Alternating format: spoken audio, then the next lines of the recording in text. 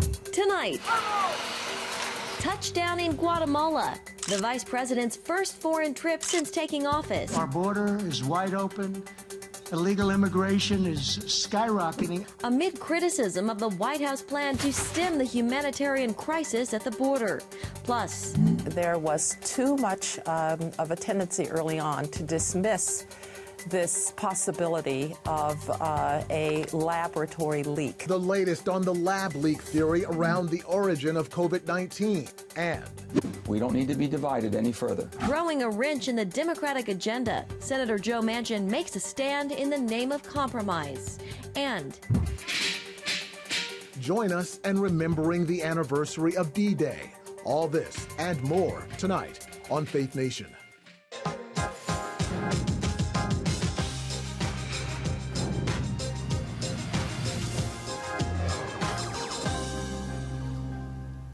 Vice President Kamala Harris on the ground in Guatemala. Welcome to Faith Nation. I'm Jenna Browder. And I'm Eric Phillips. A major diplomatic test. That's what some are calling the vice president's first foreign trip. With stops in Guatemala and Mexico, her goal to address some of the root causes of migration from Central America, hoping to discourage some people from coming to the U.S. CBN News national security correspondent Caitlin Burke with our top story tonight. The president's trip comes as record numbers of migrants continued across the U.S.-Mexico border, something that many Republicans and former President Donald Trump himself blame solely on the Biden administration. You look at our border is wide open. Illegal immigration is skyrocketing at a level that we've never seen before. And this is over a period of a few months. America is being demeaned and humiliated on the world stage. It's been nearly 3 months since Biden assigned Vice President Harris to focus on slowing migration from Central America. Republicans pushed for her to visit the U.S. southern border, where as of early May, officials were holding more than 22,000 unaccompanied minors. Instead, aides say she's been meeting virtually with key immigration players in an effort to put together the administration's official strategy. Tuesday marked Harris's first in-person action as she sat down with Guatemalan President Alejandro Giammattei. The reason I am here in Guatemala as my first trip as Vice President of the United States is because this is one of our highest priorities, and I came here to be here on the ground to speak with the leader of this nation around what we can do in a way that is significant, is tangible, and has real results. And I will continue to be focused on that kind of work as opposed to grand gestures. The Biden administration has proposed $4 billion in aid to Central America over the next 4 years, with an additional $310 million already committed toward humanitarian relief and food insecurity. The hope is that will lead to economic stability and curb migration. And I want to emphasize that the goal of our work is to help Guatemalans find hope at home. At the same time, I want to be clear to folks in this region who are thinking about making that dangerous trek to the United States-Mexico border. Do not come. Do not come. While Harris plans to continue working on this economic strategy, she also emphasized cracking down on corruption, which has undermined U.S. aid in the past. Caitlin Burke, CBN News.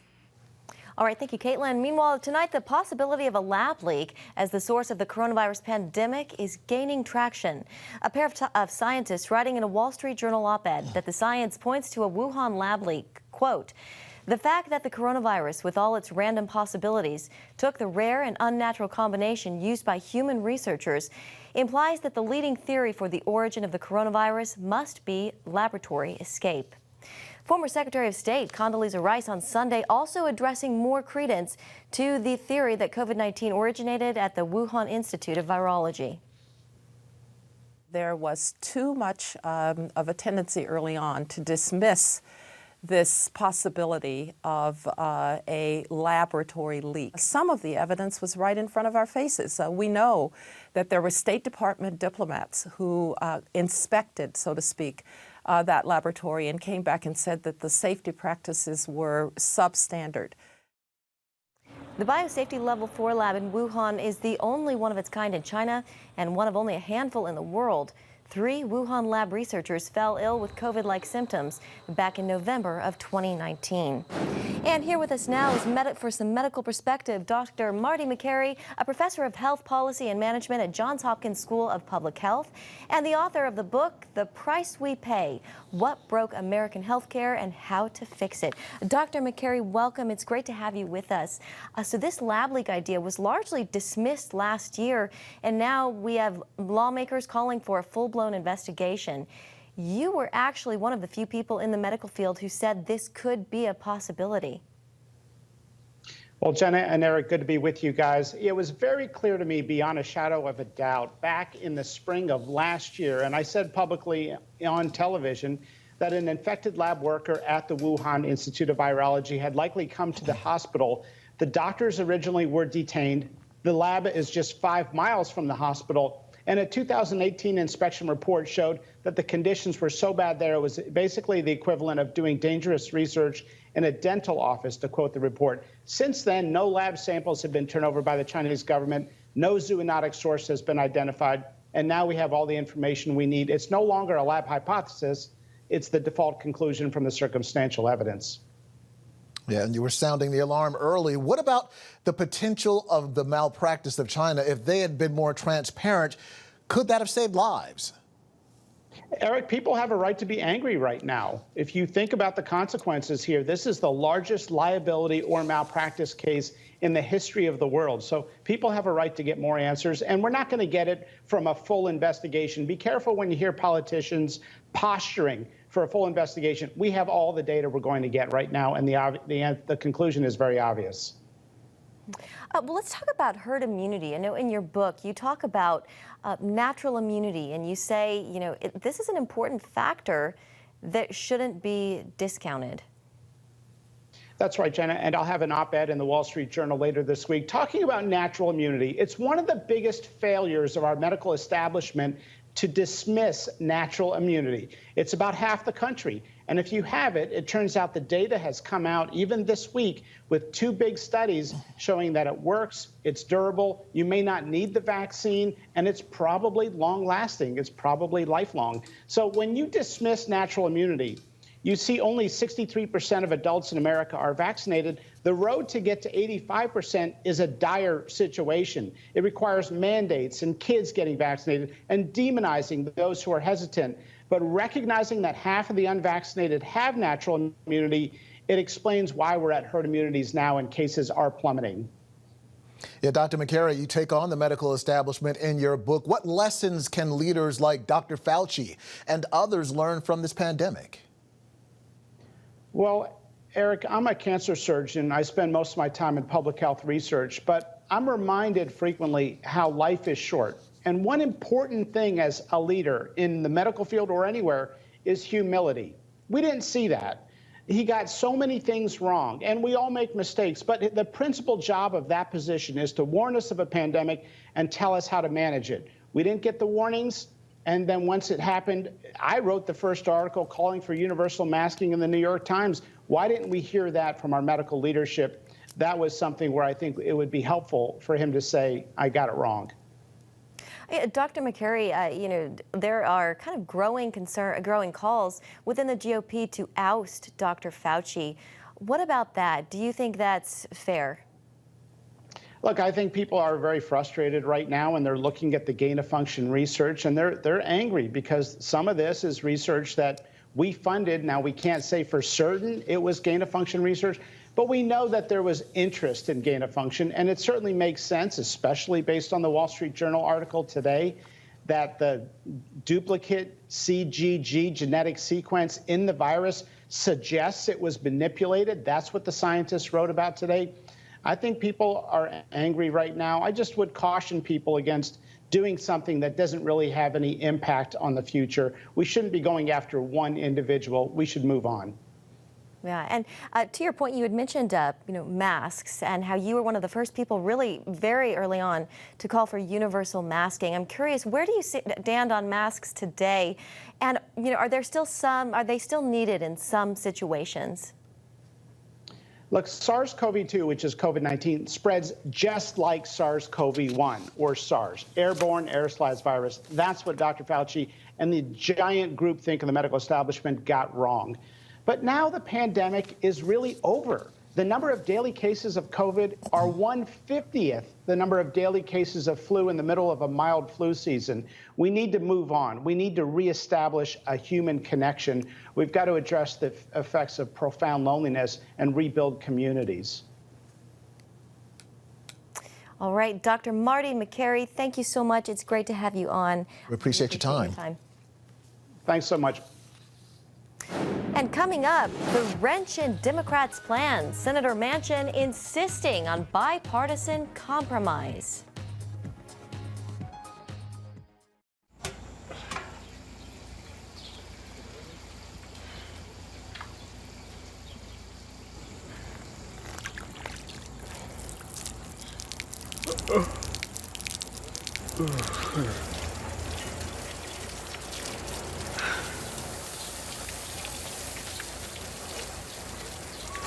Life is better with a good night's sleep.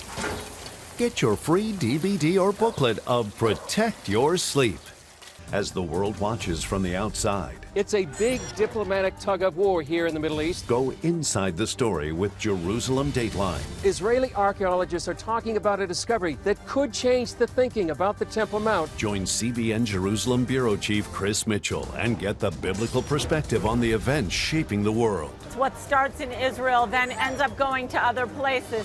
Watch Jerusalem Dateline Friday night at 8:30 on the CBN News Channel. Life. It's meant to be lived fully. Jesus said it. I came to give you life. Life to the fullest. Life in your family. Life in your finances. Life in your body, mind, and spirit. Life in your everyday.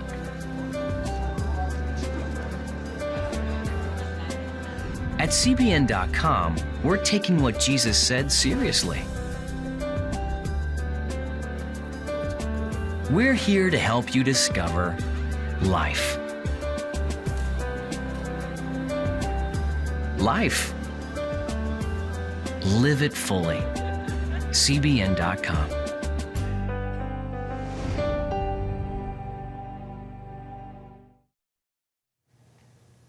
Welcome back. It's now or never for President Biden's progressive agenda, and it's looking more and more like never. The president has declared June a month of action on Capitol Hill. So who's standing in his way of his signature legislation passing? Well, members of his own party. And what kind of blowback are they suffering? Dale Hurd explains. Joe Biden has called June a month of action on Capitol Hill. But as the Senate returns to session today, much of his signature legislation is in danger of failing, thanks to a few centrist Democrats. And it means the For the People Act, the massive elections reform package Democrats have proposed, won't pass. And the filibuster likely will prevent other legislation like gun control and the Equality Act from even making it to the Senate floor for a vote. The infrastructure bill is still bogged down, with both sides divided over traditional infrastructure and so-called people infrastructure like paid leave and child care. The president is pointing the finger at Democratic Senators Joe Manchin of West Virginia and Kyrsten Sinema of Arizona for the lack of progress on his agenda. I hear all the folks on TV saying, why doesn't Biden get this done? Well, because Biden only has a majority of effectively 4 votes in the House and a tie in the Senate, with 2 members of the Senate who vote more with my Republican friends. Manchin came out against the For the People Act this weekend, calling it too divisive. And I've always been about bipartisanship. I've always tried to work in a bipartisan way, and I've voted in a bipartisan way in the last 10 years of the Senate. So I'm doing what I have always done. Let's unite this country. We don't need to be divided any further. Manchin wrote in a home state newspaper that the voting bill was about seeking partisan advantage. He's now under attack by the progressive wing of his own party, with Congressman Mondaire Jones tweeting that Manchin's op-ed might as well be titled, Why I'll vote to preserve Jim Crow. Frustrated progressives want to do away with the filibuster, but Manchin and Sinema say they won't support such a move. Dale Hurd, CBN News. And here with us now, our very own chief political analyst, David Brody. Thanks so much for joining us, sir. Now, over the weekend, as we just mentioned in that story, Senator Joe Manchin made it clear that he would not vote for the election reform legislation called the For the People Act, nor will he support doing away with the filibuster to pave the way for Democrats to go it alone. How much of this will affect the dynamic on Capitol Hill? Well, it affects quite a bit. And let's just take a step back, because a lot of people are talking about how Manchin won't support the For the People's Act, which obviously is true because Manchin said it.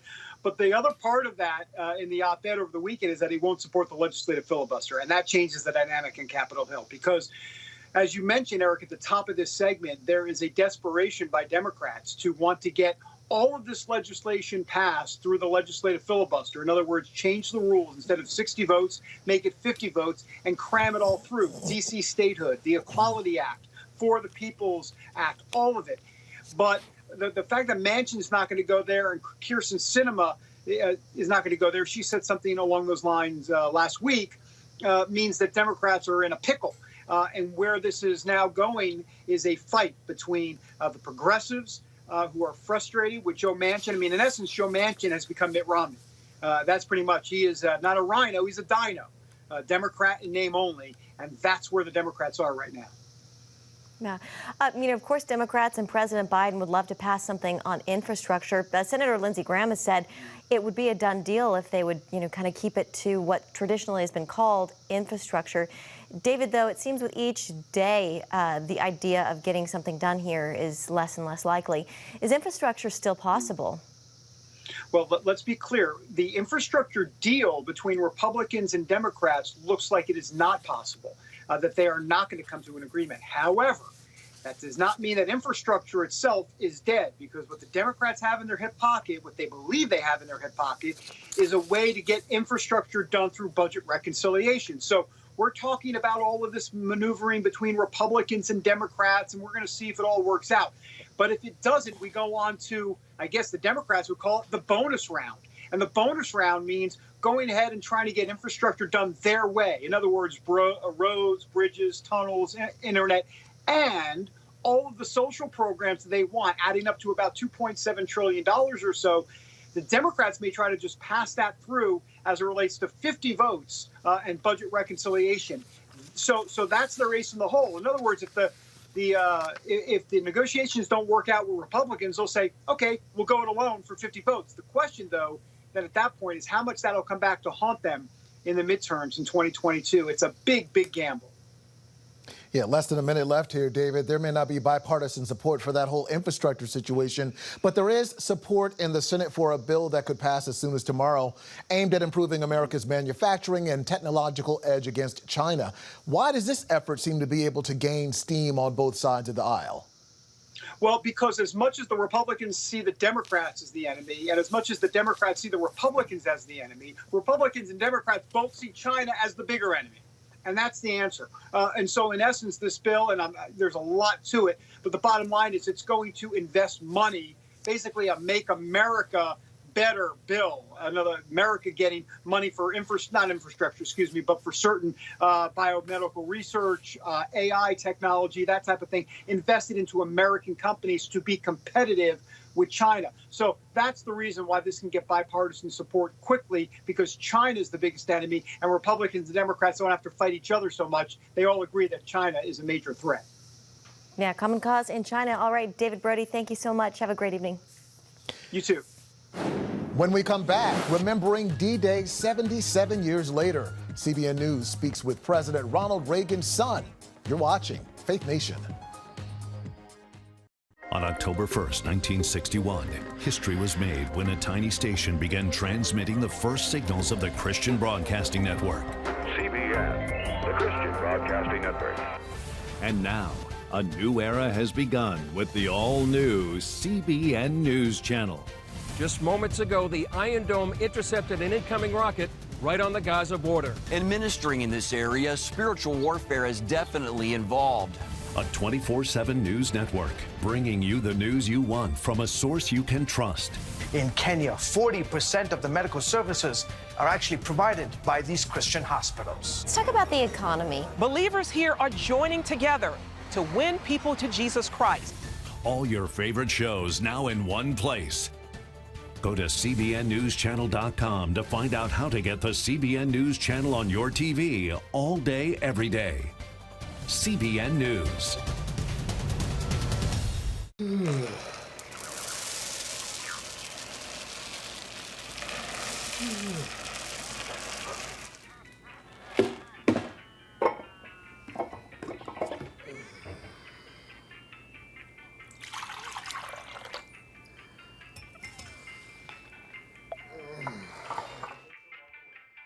Life is better with a good night's sleep.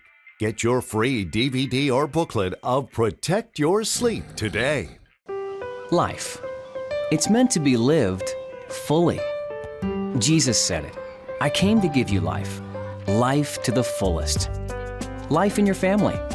Life in your finances. Life in your body, mind, and spirit. Life in your everyday.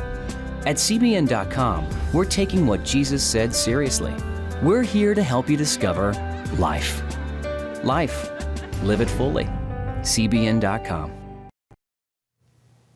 Tonight, remembering D-Day. 77 years ago Sunday, the Allies turned the tide against Axis forces in World War II. Veterans and military officials at the American Cemetery in France paid tribute Sunday to the more than 150,000 Allied troops who landed on the beaches of Normandy to fight for freedom.